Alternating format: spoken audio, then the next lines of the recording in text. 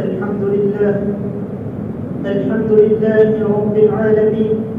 أحمده سبحانه وأشكره وأتوب إليه وأستغفره، وأصلي وأسلم على خاتم الأنبياء والمرسلين نبينا محمد بن عبد الله الأمين، وعلى آله وصحبه أجمعين، وعلى من تبعهم بإحسان ودعا بدعوتهم إلى يوم الدين.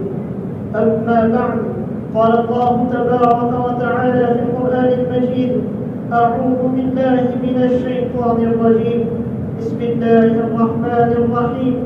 قد أفلح من زكاها وقد خاب من دساها. صدق الله العظيم.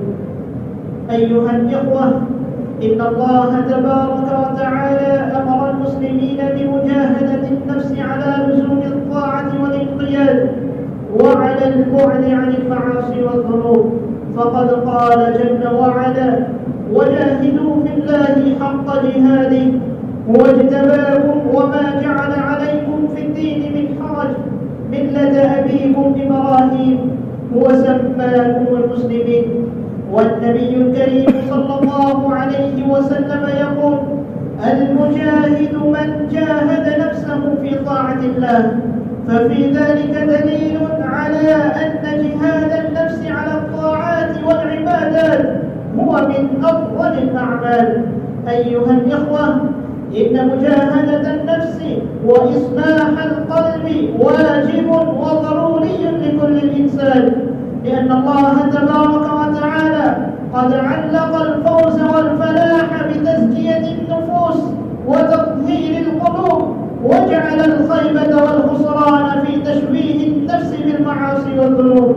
فقد قال تعالى: قد أفلح من زكاها وقد خاب من دساها. وقال تعالى: قد أفلح من تزكى وذكر اسم ربه فصلى.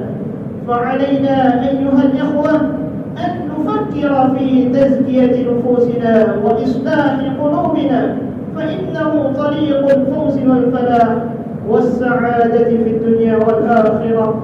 أقول قولي هذا وأستغفر الله لي ولكم أجمعين من كل ذنب فاستغفروه إنه هو الغفور الرحيم.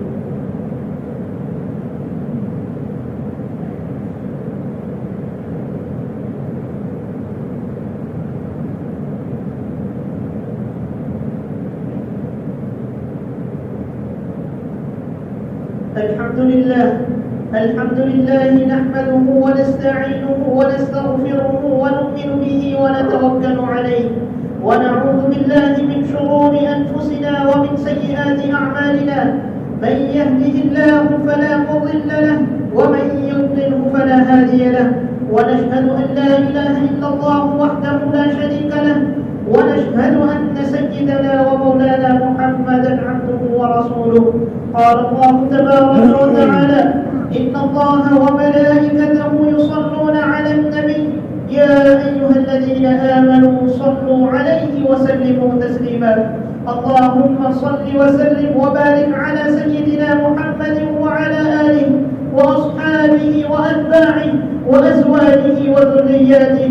قال النبي صلى الله عليه وسلم: أرحم أمتي بأمتي أبو بكر، وأشدهم في أمر الله عمر، وأصدقهم حياء عثمان، وأقضاهم علي، وفاطمة سيدة نساء أهل الجنة، والحسن والحسين سيدا شباب أهل الجنة، وحمزة أسد الله وأسد رسوله.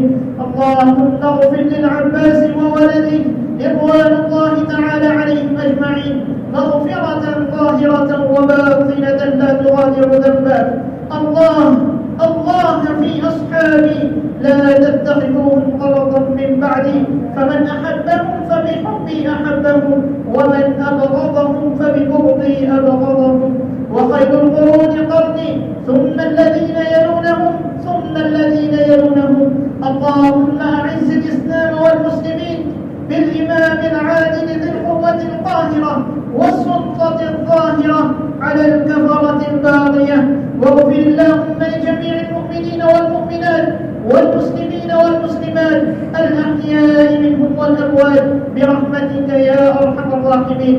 أعوذ بالله من الشيطان الرجيم.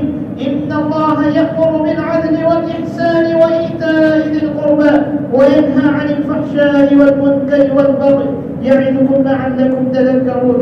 اذكروا الله العلي يذكركم وادعوه يستجب لكم ولذكر الله أكبر والله يعلم ما تصنعون.